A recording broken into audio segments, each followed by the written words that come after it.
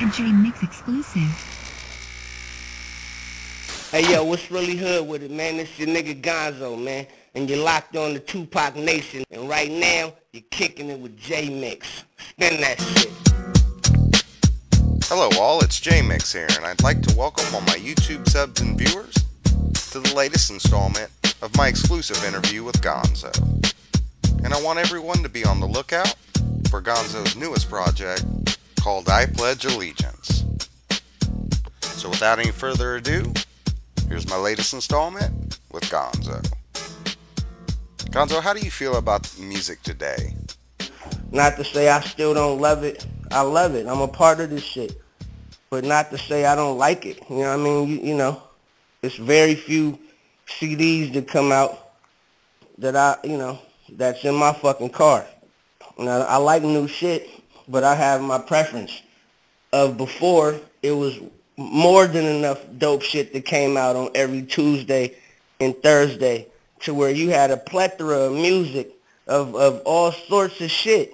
Now it's just all sorts of shit that comes out, like all sorts of just shit that, it is what it is. Hopefully we get over this shit too, because it's right now it's coming back to the West, you feel me? They giving us our shot again, our shine again. Motherfuckers are communicating with each other, and things are looking better on the West, like way better than the shit was a few years ago. So hopefully things continue to get better, and new artists keep coming out on the West. We got some hot some hot niggas, you know what I mean? Hot new youngsters out here from Cali. Of course, fucking Kendrick Lamar. And, we got the Dom Kennedy dude. He from L.A.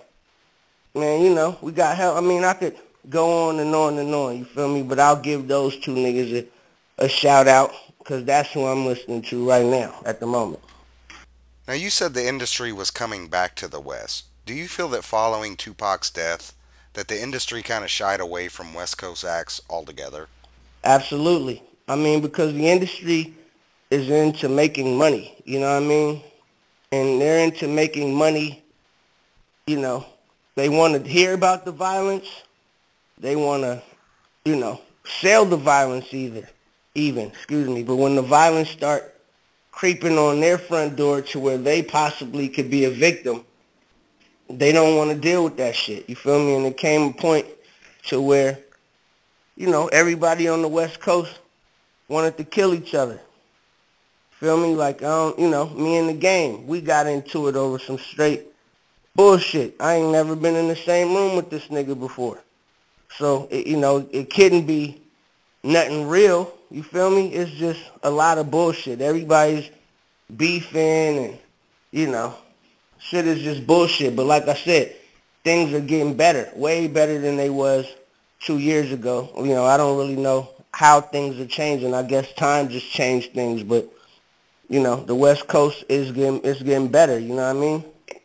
And the labels are giving us budgets again. Before, we was having to go sell dope and come back and try to put our album out to keep face, because last year a nigga had a record deal, but shit is getting better again. They fucking with us again, and it's all because the consumers, you know what I mean?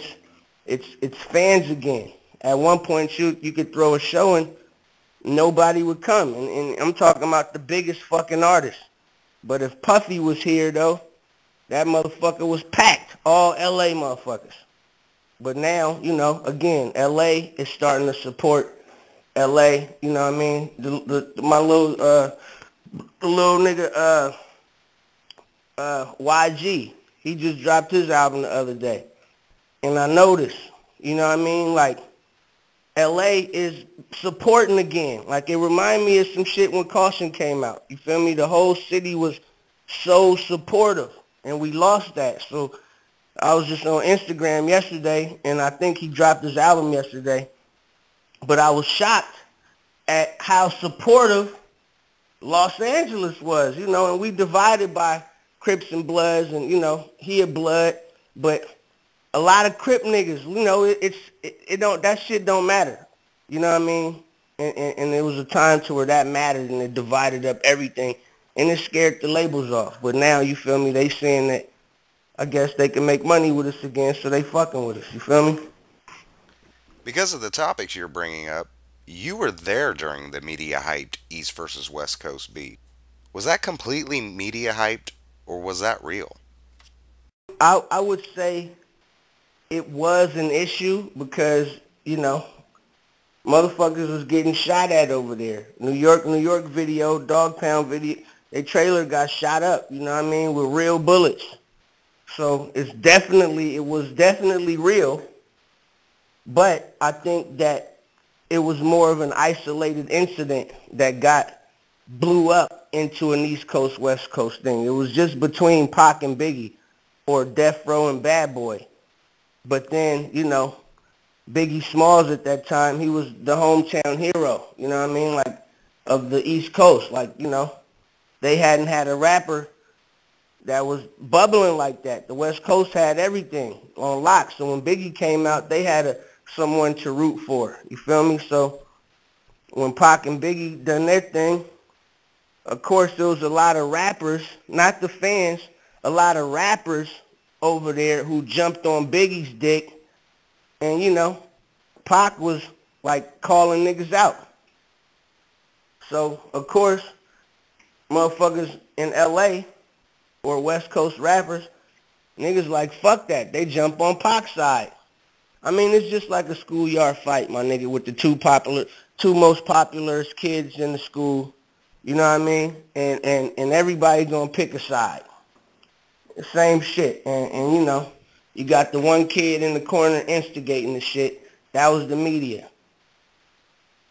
And, you know, they selling newspapers. They selling magazines. It was a story, just like this fucking plane that just fucking, you know, mysteriously vanished. They talking about this fucking debris in the fucking ocean.